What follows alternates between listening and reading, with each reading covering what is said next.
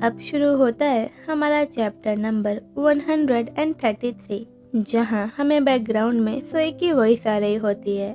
ऐसा लगता है जैसे द्वावा की काइंडनेस का कर्ज चुकाने का मेरे पास कोई तरीका ही नहीं है, और इसीलिए सॉरी कहने की जगह मैंने उसकी वार्मथ और काइंडनेस को ही अपना लिया। इसके बाद सीन शिफ्ट होता है द्वावा पर, जो सोई को अपने हाथों से खिलाकर शर्मा जाता है और अपना सर टिल्ट करके खड़ा हो जाता है। एंड द्वावा अपना हाथ पॉट के पास रख देता है, जिस वजह से द्वावा की उंगली जल जाती है। आउच! हाँ, हे द्वावा, तुम ठीक हो ना? इसके बाद हमें अगला सीन दिखाया जाता है, जहाँ सोई द्वावा की जली हुई उंगली पर ऑइंटमेंट लगा रही होती है। एंड द्वावा सोई को देखते हुए मन में बोल रहा होता है, मुझे सोई को बता देना चाहिए कि एक रिपोर्टर मुझे फॉलो कर रहा था और इसीलिए अब से हमें और केयरफुल होना होगा। लेकिन मैं बहुत हेजिटेट और नर्वस हो रहा हूँ, क्योंकि क्या हो अगर इस बात को जानकर सोई ने मुझसे दूरियां बना ली तो?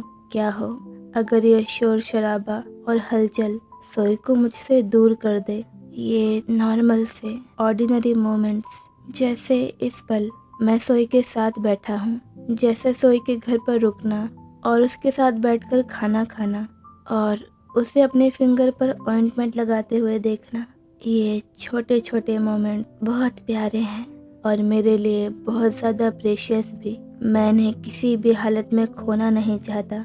दे are too precious to lose. And द्वावा सोई को देखकर स्माइल करने लगता है। सोई बैंडेड निकालते हुए बोलती है, द्वावा, तुम्हें और केयरफुल रहना चाहिए था। हे, तुम यहाँ मेरा ख्याल रखने आए थे ना, तो तुम खुद को चोट क्यों लगवा रहे हो? द्वावा हंसते हुए बोलता है, मुझे समझ ही नहीं आ रहा कि अभी तुम मेरी चिंता कर रही हो या फिर मुझ पर गुस्सा कर रही हो। मैं तुम्हें डांट रही हूँ। और तभी सोई द्वावा के हाथ पर मारती है एज अ पनिशमेंट। लो! आउच! आओ सोई, बहुत जोर की लग गई। एंड सोई चुपचाप फर्स्ट एड किट लेकर जाने लगती है। देन सोई के घर से सीन शिफ्ट होता है सिटी हॉस्पिटल पर, जहां डॉक्टर यूनियॉक से बोल रहे होते हैं, मिस्टर गो, अगर सच कहूँ तो रिजल्ट अच्छे नहीं आए हैं। चलिए पहले आपके लेफ्ट ईयर से शुरू करते हैं। मिस्टर गो, जैसा कि आप जानते हैं, हमें ऑडिटरी नर्व में कोई स्ट्रक्चरल एबनॉर्मेलिटी नहीं मिली है। इसके रिजल्ट बिल्कुल पहले जैसे ही हैं, और जब हमें इसका कोई फिजिकल कॉज नहीं पता तो हम यही कह सकते हैं कि शायद ये साइकोलॉजिकल इशू है। इसका रीज़न साइकोलॉजिकल है, इसीलिए आपको स्ट्रेस लेना कम करना होगा। लेकिन अभी सबसे बड़ी दिक्कत आपका राइट ईयर है। ट्रॉमा की वजह से आपका राइट ईयर डैमेज हो चुका है। अगर सिंपल शब्दों में कहूँ तो आपका लेफ्ट ईयर वो डोर था जो पहले ही बंद हो चुका था, जिससे आपको बचपन में ही सुनाई देना बंद हो गया था। और आपका राइट ईयर वो डोर है जिसमें अब क्रैक आ चुका है। शायद इस तरह बताने पर आपको रियलाइज हो कि आपकी सिचुएशन कितनी क्रिटिकल है। इसके बाद हमें अगला सीन दिखाया जाता है, जहां यूनियॉक हॉस्पिटल के बाहर आ जाता है और अपनी कार में जाकर बैठ जाता है और परेशान होकर डॉक्टर की बातें सोचने लगता है। मिस्टर गो, मुझे समझ ही नहीं आ रहा, मैं इस बात पर खुश हूँ कि आप बहुत लेट नहीं आए हैं, या आपको इस बात पर डांटूं कि जब आपका पूरा करियर ही आपकी हियरिंग एबिलिटी पर टिका हुआ है तो आप इतना केयरलेस कैसे हो सकते हैं। आपके कान में जो कभी कभी बीप की साउंड आती है वो एक तरह से वार्निंग है जो आपका कान आपको दे रहा है। मिस्टर गो, यही आपके लिए बेस्ट होगा कि आप कुछ दिनों के लिए अपना काम पूरी तरह से बंद कर दें। इसके बाद हमें अगला सीन दिखाया जाता है, जहां यूनियॉक के फ़ोन पर रिम की कॉल आ रही होती है। यूनियॉक फ़ोन उठा लेता है और बोलता है, क्या है बोलो। रिम बोलती है, तुम अभी कहाँ हो? मैं चाहती हूँ तुम मेरे साथ कहीं पर चलो। यूनियॉक बोलता है, नहीं, मैं नहीं आ पाऊँगा, मैं बहुत ज़्यादा थक चुका हूँ। रिम बोलती है, ओह, वो मैं अपनी मॉम के मेमोरियल पर जा रही थी। इसके बाद हमें अगला सीन दिखाया जाता है, जहाँ यूनियॉक रिम को लेकर उसकी मॉम के मेमोरियल पर चला जाता है और पार्किंग में गाड़ी खड़ी कर देता है। तभी कार से उतरते हुए रिम की नज़र उन शूज़ पर जाती है जो यूनियॉर्क ने सोई के लिए खरीदे थे।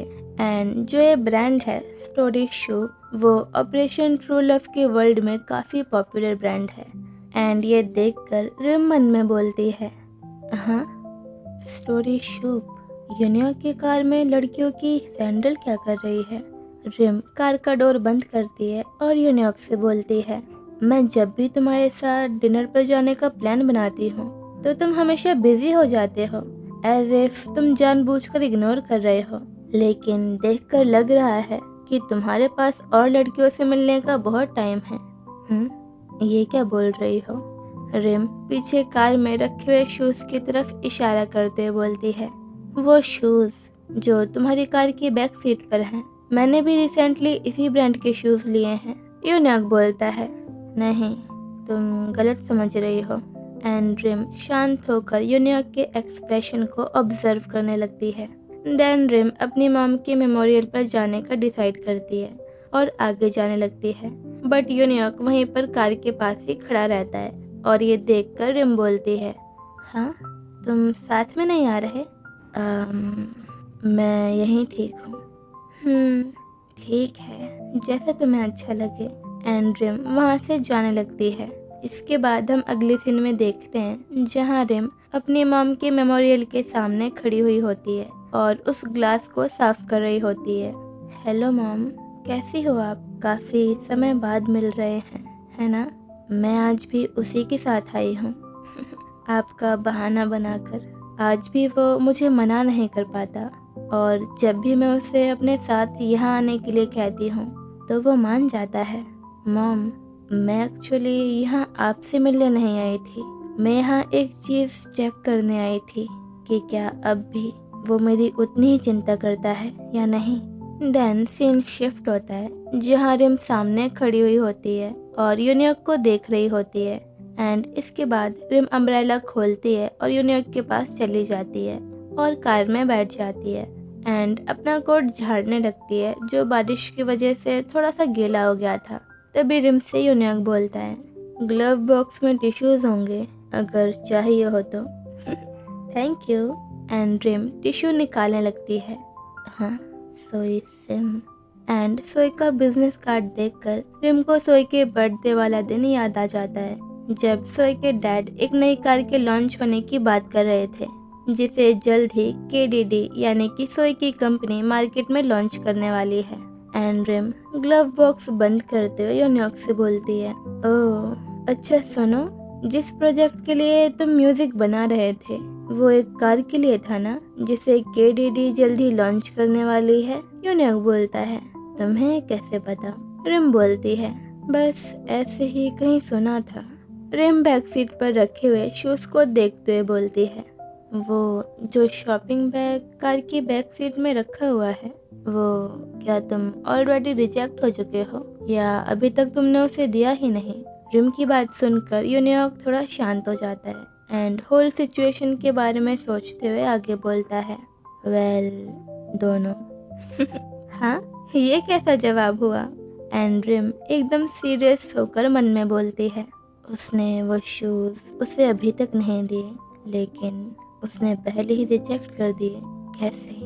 एंड रिम पूरी सिचुएशन को समझने के लिए यूनियॉर्क को थोड़ा प्रोवोक करते हुए बोलती है, या तो उसके स्टैंडर्ड्स बहुत हाई हैं या फिर वो तुमसे अभी भी गुस्सा है।